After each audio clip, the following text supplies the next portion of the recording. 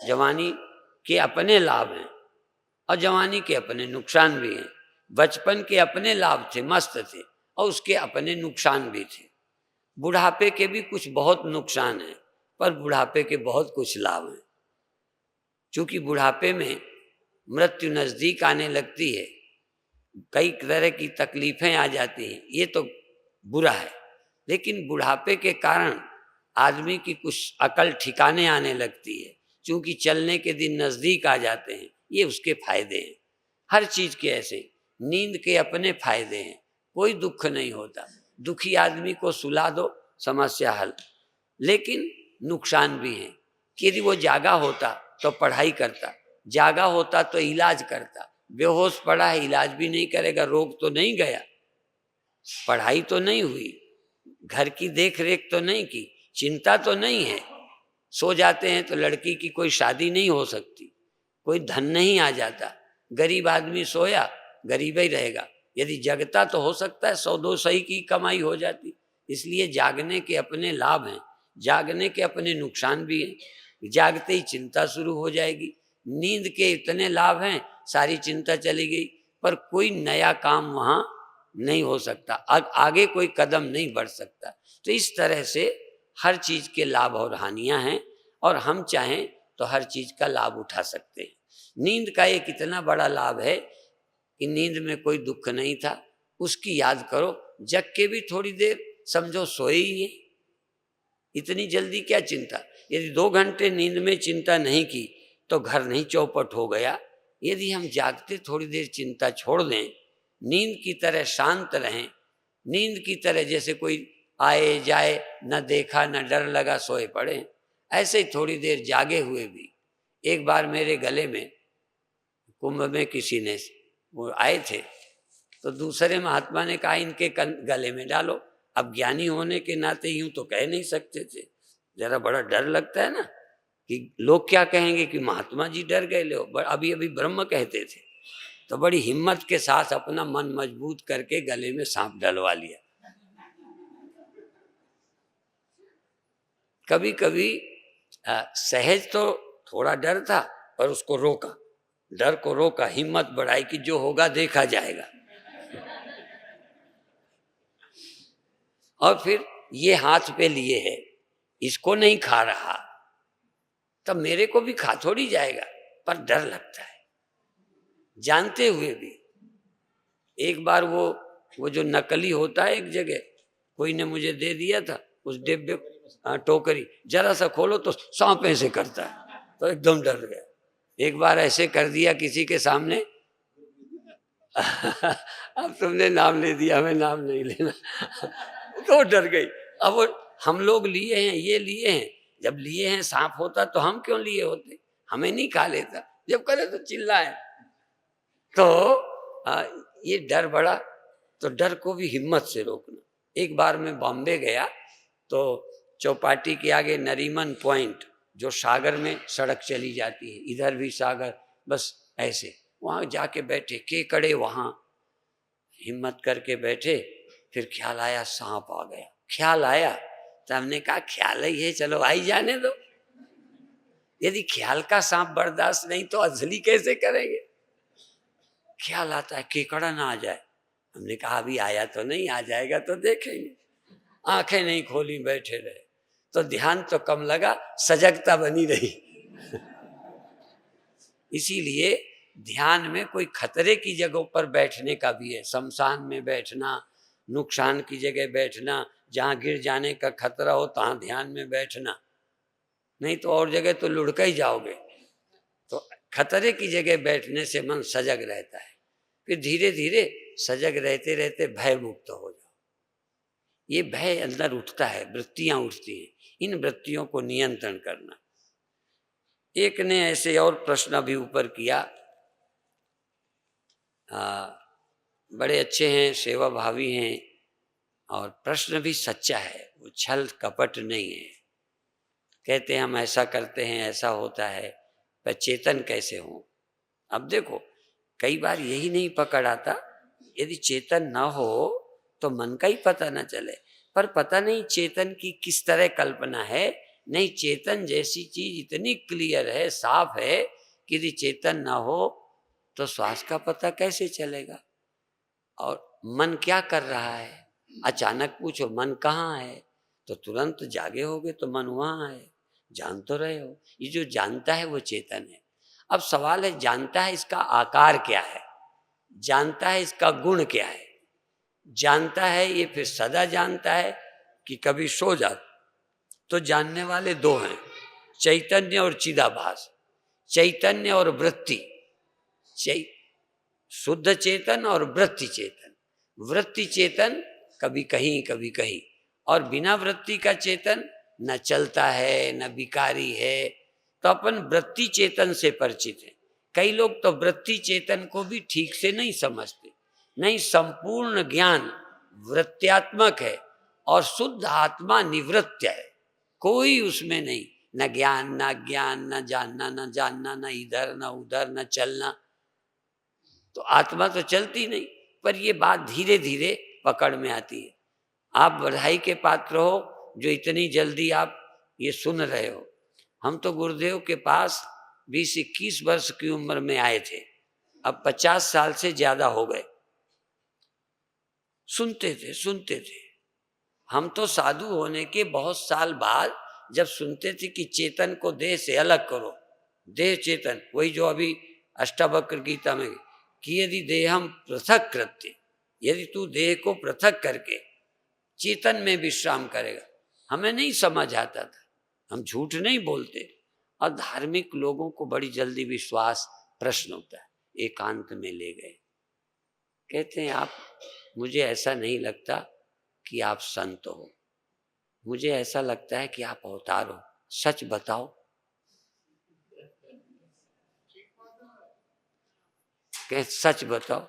मैंने कहा सच बताऊं, भले मैं आज जानता हूं कि ब्रह्म हूं, लेकिन ये सच है कि जब मैं जन्मा था मुझे कुछ पता ही नहीं था, मुझे आता ही जाता कुछ नहीं था। आप लोगों से कम अकल थी। आज भी बहुत मामलों में, झूठ नहीं बोलता, बहुत मामलों में आज भी तुमसे मुझे कम अकल है। पर एक दिशा में ऐसा समझा कि संतुष्टि है, और लगता है ज्ञान व्यान क्या है। कहते थे आप इतनी ऊंची बातें बोलते हो, ये पढ़ी हुई नहीं हो सकती, आप जरूर अवतार हो। तो कमरे में पूछा जाके, बड़े सज्जन हैं, लेकिन मैं सच कहता हूं,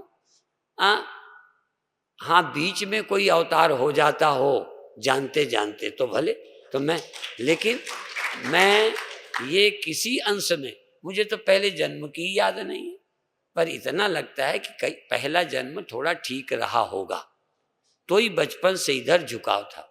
याद नहीं है।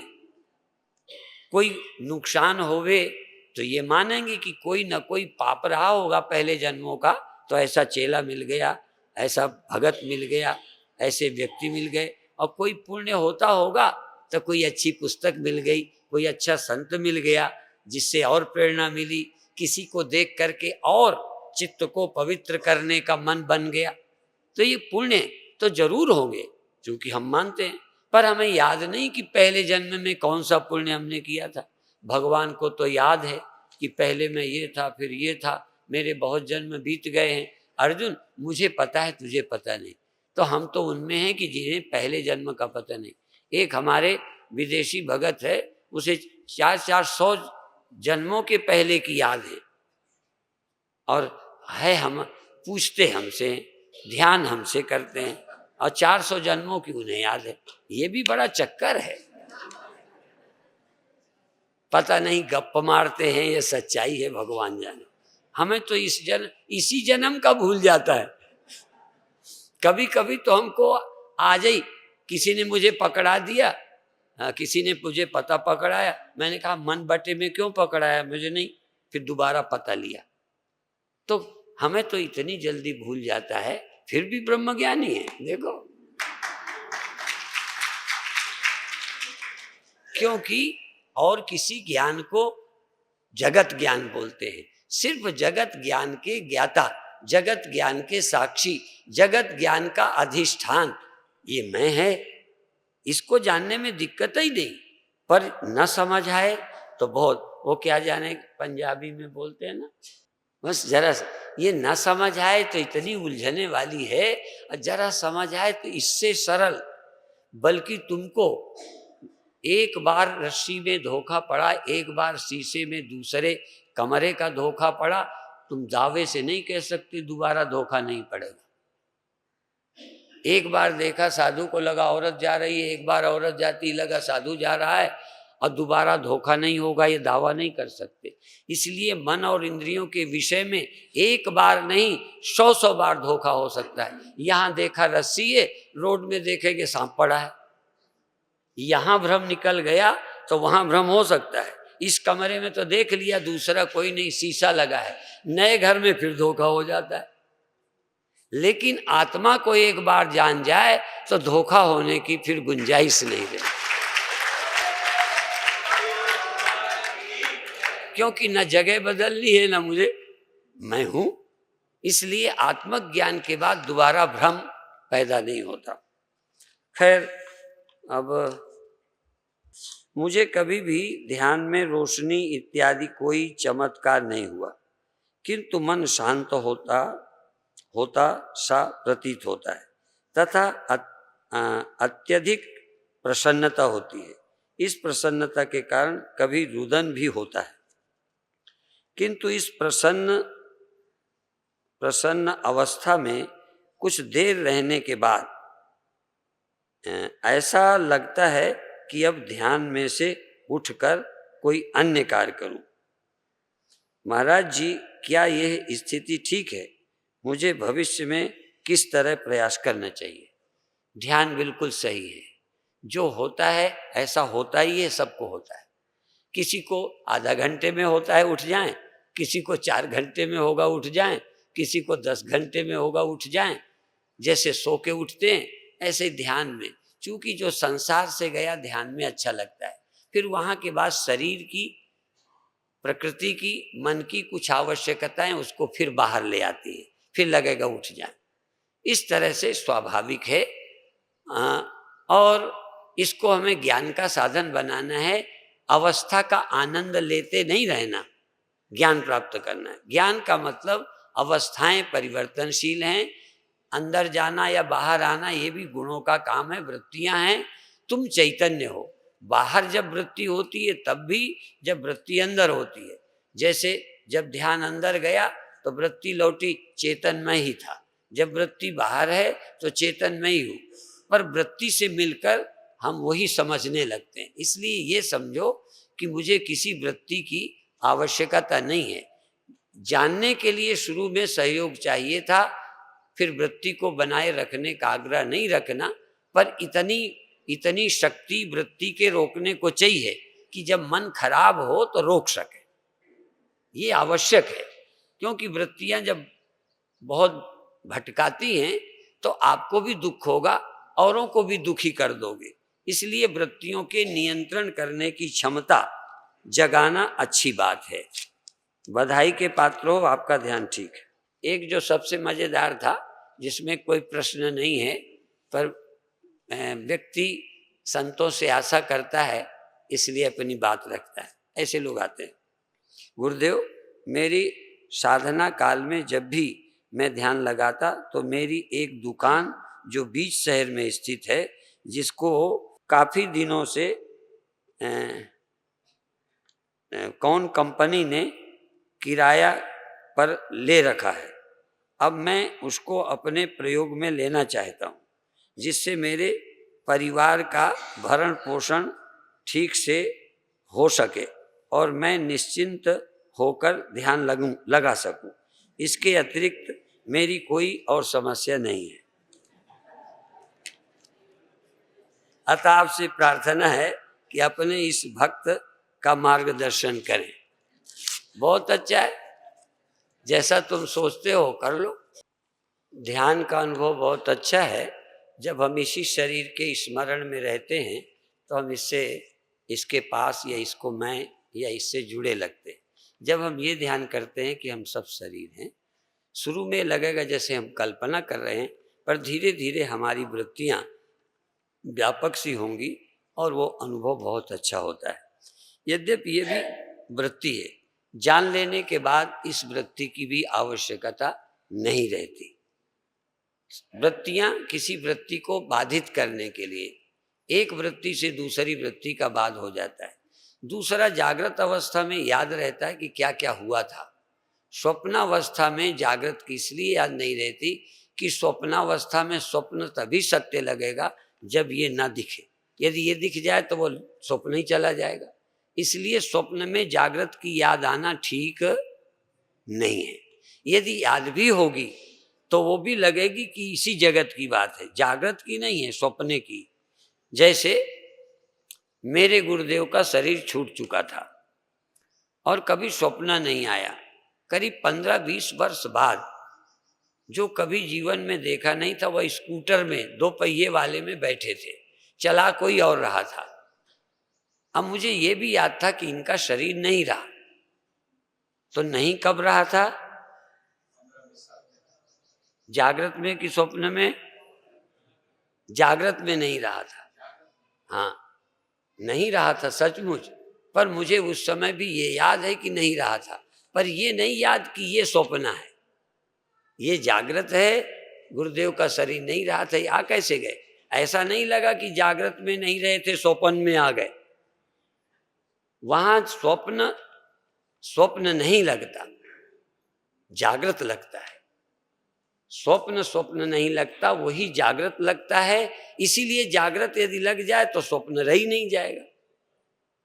इसलिए स्वप्नावस्था में जागृत महसूस नहीं हो सकता। दूसरा, सुसुप्ति में यदि जगत का ख्याल रह जाए, दूसरी बात, यदि सुसुप्ति में जगत का ख्याल रह जाए तो सुसुप्ति नहीं होगी। यदि उसका ख्याल रह जाए तो दुख सुख भी रह जाएंगे। सुसुप्ति में जगत का ख्याल नहीं रहना चाहिए और इसीलिए दुख सुख नहीं रहता। अब रह गया समाधि में। समाधि के 2 हिस्से हैं। समाधि में याद रहेगी कि पहले हम लगता था कि देह है, इस समय हमें नहीं लगता कि देह है। पहले लगता था दुख सुख हैं, इस समय अंदर दुख सुख नहीं है। पहले लगता था कि ये पदार्थ हैं, अब तो इस समय शून्य है। अर्थात जहाँ से हम गए वो भी याद है और जहाँ हम हैं वो भी स्मरण है। इसीलिए जब हम ध्यान करते हैं तो हमें याद रहता है कि हम देखो अभी अब इस समय देह नहीं भास रहा था, तो पर इस समय नहीं पता। अभी रोशनी थी, अब रोशनी नहीं है। अभी हम दुखी थे, अब दुखी नहीं है। अभी तक मन के अंदर क्रोध था, अब क्रोध शांत हो गया। अर्थात ध्यान वाले को पूर्व अवस्थाएं स्मरण रहती हैं, नींद की भी। और अंत में वो यहाँ तक जाता है कि इस समय मैं सोया नहीं हूँ, इस समय कोई स्वप्न नहीं है, इस समय जागृत का भी ख्याल देह आदि का खो गया है और मैं चैतन्य हूँ। तो जागृत अवस्था में एक ये बहुत बड़ा लाभ होता है कि जागृत को भी छोड़ सकते हैं, स्वप्नों को भी आने नहीं देते और नींद भी नहीं। जिस चैतन्यता में न निद्रा हो, न स्वप्न हो, न जागृत की ही कल्पना दुख सुखादि भयादि हो, ऐसी जागृत चैतन्यावस्था का नाम समाधि या आत्मबोधावस्था है। ये प्राप्त होना चाहिए। सार रूप में इसलिए कि जो संशय उठ जाते हैं, उन संशयों को पहले तो जैसे हमको ये लगता है हम आत्मा का ठीक ठीक हमें पता है, तो एक बार सबका निषेध करके चिन्मात्रता में स्थित होना बोध हो गया। लेकिन पुराने संस्कार, शरीर की जरूरतें कभी कभी पूर्ववत आती रहती है। साधक को प्रश्न होता है कि अभी तो हमारे विकार नहीं गए, उस काल में विकार नहीं होते, ये एक है। पुनः विकारों का उदय होता है, दूसरी बात। और तीसरी आवश्यकताएं, आवश्यकता और चित्त के विकारों का फर्क समझें। शरीर की आवश्यकताएं पूरी करनी पड़ती हैं और कभी कभी उनकी पूर्ति न होने पर भी दुख हो सकता है। जैसे भूख में भोजन न मिले, ठंडी में कपड़ा न मिले, तो थोड़ा बुरा तो लगेगा। तो ये शरीर की जरूरतें जब नहीं पूरी होती तो भी कई कष्ट होते हैं, और शरीर की आवश्यकताएं पूरी हो जाएं, सहज अच्छी बात है। पर इनके न पूरी होने से जो कष्ट होता है उससे हम आत्मा के अज्ञानी नहीं कहे जा सकते। दूसरा, चित्त जिसका पूरा शुद्ध है फिर ज्ञान को प्राप्त होता है तो ज्ञान के बाद उसका जीवन ज्यादा आनंदमय रहता है। किंतु जिनको ज्ञान प्राप्ति के पहले चित्त की अच्छी शुद्धि नहीं हुई, वो ज्ञान के बाद भी चित्त की अशुद्धि के कारण ज्यादा विकार मालूम पड़ते हैं। तो कुछ ज्ञानियों की दृष्टि से वो ज्ञानी नहीं होते, पर ये दावे से नहीं कहा जा सकता कि इसके विकार अधिक हैं इसलिए ये ज्ञानी नहीं है। लेकिन फिर भी यदि आदमी अधिक आत्मा का चिंतन करे तो निर्विकार अवस्था सह जाएगी। पर हम लक्ष्य नहीं बनाते, सोचते हैं विकार आता है तो क्या हुआ। यदि हम जब ना समझ थे तब क्रोध रोक लेते थे, काम रोक लेते, हिम्मत करके काम करते थे, हानि लाभ झेल लेते थे, तो ज्ञानी क्यों नहीं झेल सकता। और फिर ज्ञानी के पास एक बहुत बड़ा बल है जिसका नाम है आत्मबल। आत्मबल क्या बोलते हैं? जिस समय तुम आत्मा का स्मरण करोगे, आत्मा के स्मरण करते ही तुम अविनाशी, आनंद व्यापक, सर्वत्र, तो इतना बल आ जाता है आत्मस्मरण का कि विकार आप ही गिर जाएगा। क्योंकि विकार तो तभी आता है जब आत्मा को विस्मृत करके मैं सीमित मान जाता हूं। असीम होते ही किसे क्रोध आएगा, किसे भय आएगा, मैं अलग तुम अलग तो आता है। इसलिए आत्मस्मरण सब रोगों की दवाई है और सब रोगों की जड़ है अहंकार और अज्ञान। हों में दीर्घ रोग है, मैं हूं यही रोग है। लेकिन ये रोग पैदा किससे हुआ? आत्मा के अज्ञान से, आत्मा के विस्मरण से। तो जिनको आत्मा का ज्ञान हो गया है वो देखें कि उस समय आप आत्मा का विस्मरण हो गया था कि नहीं। जब आप क्रोध में थे, जब आप चिंता में थे, उस समय आत्मस्मरण था? नहीं। जब हमें स्वप्न था, याद करो, उस समय जागे थे? नहीं। जागे तो रहा? नहीं। आत्मस्मरण जागने जैसा है और आत्मविस्मरण निद्रा है। और आत्मविस्मरण में जो खड़ा हो जाता है वो सब स्वप्न है। तो सारे विकार स्वप्न हैं, आत्मा का विस्मरण निद्रा है और आत्मा का स्मरण जागना है। सूत्र, आत्मस्मरण जागना, आत्मविस्मरण निद्रा। और आत्मविस्मरण से जब निद्रा होगी तो जो कल्पना होगी, लड़ जाना, क्रोध में आना, लोभ में आना, भय में आना, चिंता में आना, तो सब विकारों की जननी आत्मविस्मृति है। आत्मविस्मृति से सब विकारों का उदय होता है, आत्मस्मरण से सब विकारों का नाश होता है। आत्मस्मरण वही कर सकता है जिसको आत्मज्ञान हो चुका हो। ध्यान रखना, आत्मज्ञान जिसे नहीं हुआ वो आत्मस्मरण नहीं कर सकता।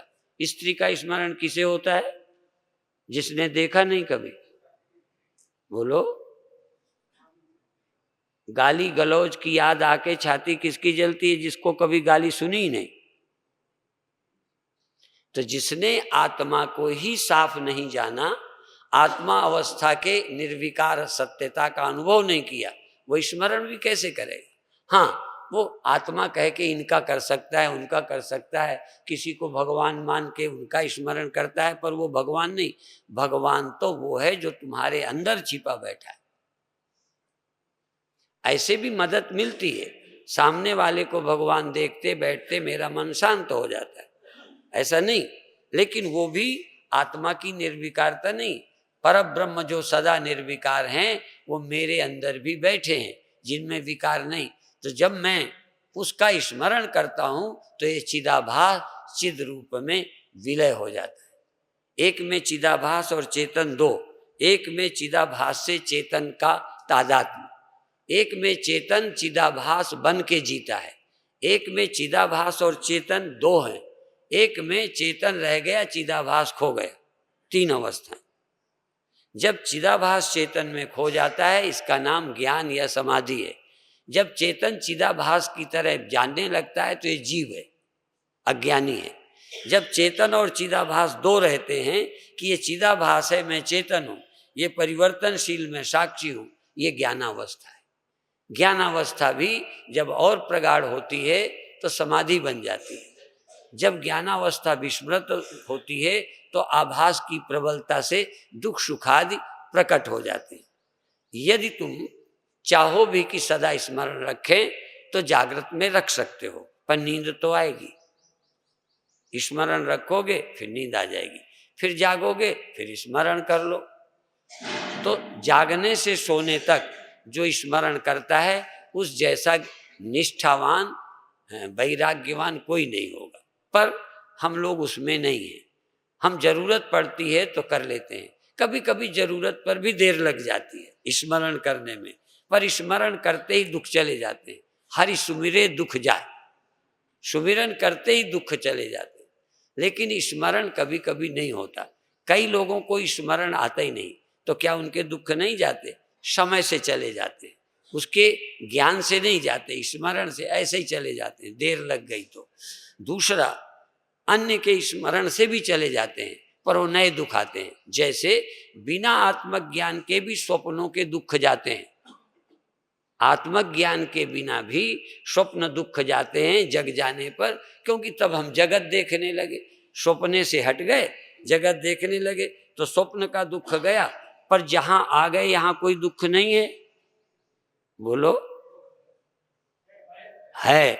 स्वप्न के तो गए पर यहां भी बुढ़ापा, यहां भी लाभ हानि, यहां भी बेटी की शादी, यहां भी एक समस्या, यहां भी काम क्रोध, यहां भी मरने का डर।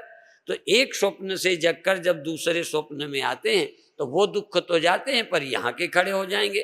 तो जब अभी हम राम का स्मरण करते हैं इनका छोड़ के तो अच्छा तो लगा, पर वो राम भी विषय हैं, वो भी स्मरण से जाएंगे। पर यहाँ क्या है, हम जब भी जगत का स्मरण छूटेगा तो हम आत्मा तो होंगे ही, हमें आत्मा लानी नहीं पड़ती। इसलिए आत्मज्ञान में और अनात्मक ज्ञान में फर्क है, आत्मस्मरण अनात्म स्मरण में फर्क है। अभी हम इस बेटे के साथ थे, इससे दुखी हुए तो दूसरे बेटे के पास हो गए, तो दूसरे के बेटे के पास क्या कोई भी दुख नहीं होगा?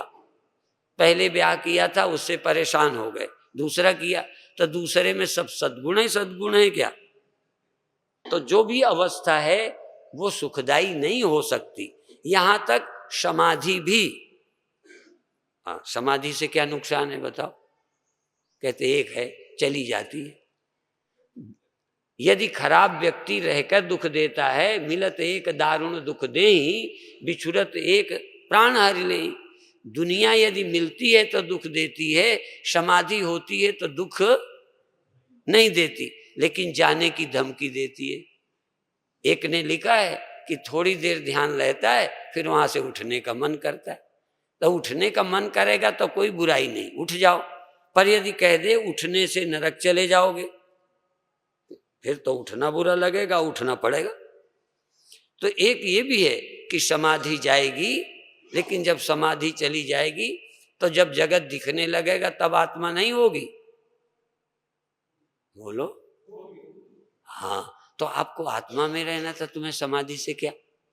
तो समाधि वाला व्यक्ति भी दुखी होगा, समाधि जाएगी, उसका वियोग। जैसे तुम्हारी जवानी बहुत अच्छी थी कि नहीं, बोलो कैसी लगती थी, बुरी की अच्छी? अच्छी। तो चला जाना अच्छा लगता था, तो जो अच्छा होता है उसका जाना बुरा लगेगा। तो समाधि भी इसलिए दुख है क्योंकि वो चली जाती है। आत्मा इसलिए दुख नहीं है, एक बार समझ में आ गई तो इसको तो मौत भी नहीं ले सकती, इसलिए कोई खतरा ही नहीं है। इसलिए आत्मज्ञानी को भय से मुक्त होता है। और थोड़ी देर को भूल भी गया तो काम काज हुआ तो भूलो, काम नहीं तो क्यों भूलते हो? काम हो तो काम करो, फिर अपने घर आओ। जैसे तुम दिन भर काम करके घर आ जाते हो तो घर छोड़ने का दुख होता है क्या तुमको? जब घर छोड़कर बाजार जाते हो, घर छोड़कर काम काज जाते हो, पढ़ने जाते हो, तो घर के भी छोड़ने के लिए छाती कूटते हो? क्यों नहीं कूटते? क्योंकि कोई हमसे घर छीना थोड़ी गया, खुशी से गए काम करने। जरा ध्यान रखना, काम था इसलिए गए। हाँ, काम भी ना हो तुमको कहे चलो घर से, चलो घर से, तो लगे क्यों लिए जाते हो? जब मेरी ही रुचि बाजार की है तो घर छोड़ना बुरा? तो जब मेरी रुचि काम काज की हो तो खुशी से काम करो, जब काम से छुट्टी पाओ अपने घर आओ। तो इच्छाएं हो तो काम करो, इच्छा आ गई खाने का है अब खाने में क्या दुख है, सोने में क्या दुख है? जब इच्छा है तो दुख नहीं, और जब घर आ गए तो इच्छा नहीं। इसलिए ये जो तुम्हारे दिमाग में है कि बाजार क्यों जाना पड़ता है, तो तुम्हारे दिमाग में डाल दिया गया बाजार नहीं जाना चाहिए।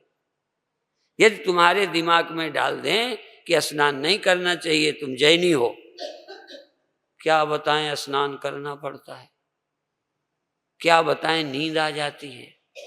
तो नींद आती है, क्या तुम्हें तकलीफ है? तो बाजार जाने में क्या तकलीफ है? हाँ, तुमको कोई जबरदस्ती मकान से नहीं ले गए, तुम्हारी खुशी से गए हो, काम किया, घर आ गए। ऐसे ही काम काज के लिए बाहर जाओ, काम करो, फिर अपने स्वरूप में स्मरण में आ जाओ, कोई दुख नहीं। तो विस्मरण कोई बहुत बड़ी खराब बात नहीं है। हाँ, तुम बाहर जाओ, लौट के घर ही ना आ पाओ, पर ऐसा नहीं हो सकता। जो अपना घर जानता है वो लौट आता है। हाँ, जन्मजात बच्चा जब पता ही नहीं था माँ बाप और घर को, तो कोई फेंक आया, अब वो बाहर सयाना भी हो गया, वो घर नहीं जाता, कहीं यहाँ सोता है, कहीं वहाँ सोता है, घर जानता ही नहीं।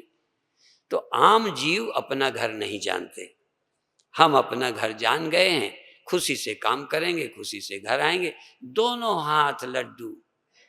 जब यहाँ जाओ खुश होके काम करो, अंदर आओ वहाँ काम है ही नहीं, जरूरत ही नहीं, वहाँ तो दुनिया ही नहीं।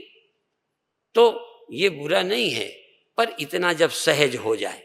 अभी यहाँ आते हो तो उलझ जाते हो, वहाँ जाते हो तो आने को कहीं आ जाएंगे तो फिर तकलीफ होगी। हे भगवान, मुश्किल से घर आ पाए, अब बाजार न जाना पड़े। ये सब बचकानी अवस्था की बातें हैं। ज्ञानी आदमी भय चिंता से मुक्त हो जाता है। आप सबको बधाई है। पूज्य महाराज जी ने दर्शन दिए, हमने आग्रह किया, हमारी प्रार्थना स्वीकार करके आए हैं। और आप लोग अपने इस जीवन को धन्य कर रहे हैं। बाकी यही दुनिया सदा थी। ज्ञानी मुक्त रहे हैं, आप भी मुक्त रहिए, आनंदित रहिए, समझ बूझ के जीजिए। और एक वाक्य में फिर कहूँ, कभी मुझे तकलीफ हो जाए, जुकाम हो जाए, बुखार हो जाए, बुढ़ापा आ जाए, शरीर एक दिन छूटने का है, ऐसा तो नहीं कि नहीं होगा, सब होगा। तो ज्ञानी क्यों मुक्त है?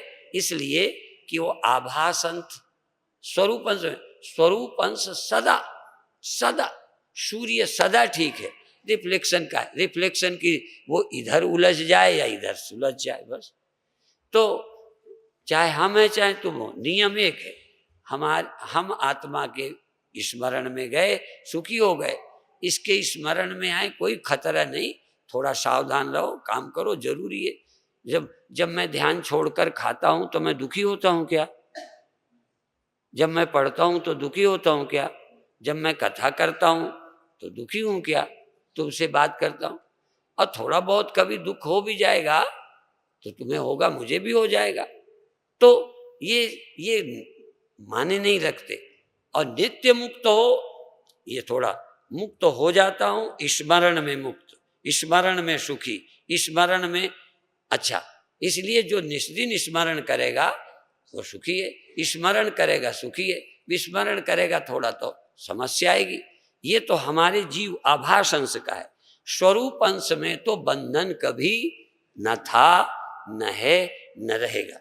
तो दोनों तरह से जब आ जाए तो स्मरण करके हटा दो, और जब हटे या ना हटे तो ये कहो मेरे स्वरूप में है ही दे।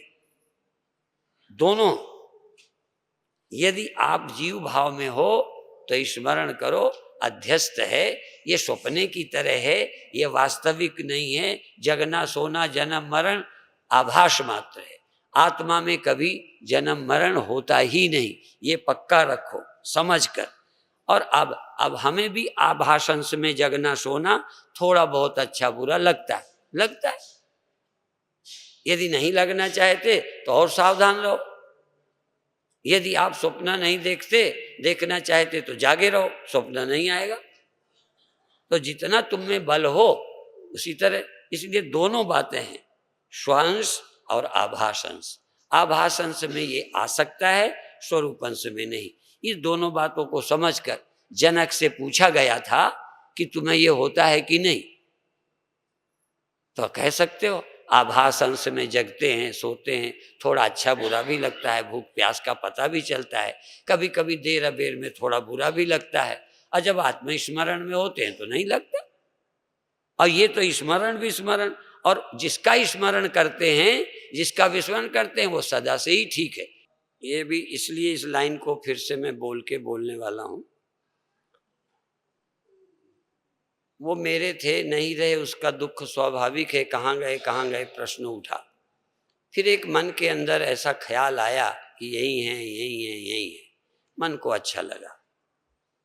इन दोनों बातों को अभी मैं ख्याल कह सकता हूं, लेकिन मेरा ये अनुभव क्या ब्रह्म ज्ञान या दिवा स्वप्न है, अभी ये ब्रह्म ज्ञान मैं नहीं कह सकता, क्योंकि जब तक कल्पना मात्र को कल्पना न समझा जाए और चिन्ह मात्र को सत्य न माना जाए, तब तक ये भी एक कल्पना है। जैसे स्वप्न में देखूं मैं मर गया या बीमार हो गया, और स्वप्न ही में देखा डॉक्टर, और स्वप्न में हुआ इलाज, और स्वप्न ही में मैं बच गया, ये अभी जगना नहीं है। तो जैसे एक ख्याल आया या प्रत्यक्ष है कि नहीं रहे, और मन में बैठा है, थोड़ा बेचैनी है, फिर अंदर से ही एक आवाज आई कि मैं यही हूं। बात गलत नहीं थी, पर यही हूं ये अभी समझ कर नहीं आया। मेरे पिता भी यही हैं, ये बोध नहीं है, एक ख्याल है। इसलिए इसको मैं अभी स्वप्न ही कह सकता हूं, बुरे स्वप्न की जगह अच्छा स्वप्न। पर ज्ञान होने के बाद पिता था क्या, तुम हो क्या, जो है वो एक ही है। ज्ञान के बाद तो मरना जन्मना एक खेल मात्र है, इसलिए वो बोध की बात है। अब आपको ज्यादा थकाना नहीं चाहता, बोर नहीं करना चाहता, अब आप आनंद से विदा लीजिए और मन से प्रसन्न रहिए, सहज समाज के साथ अच्छे काम करिए।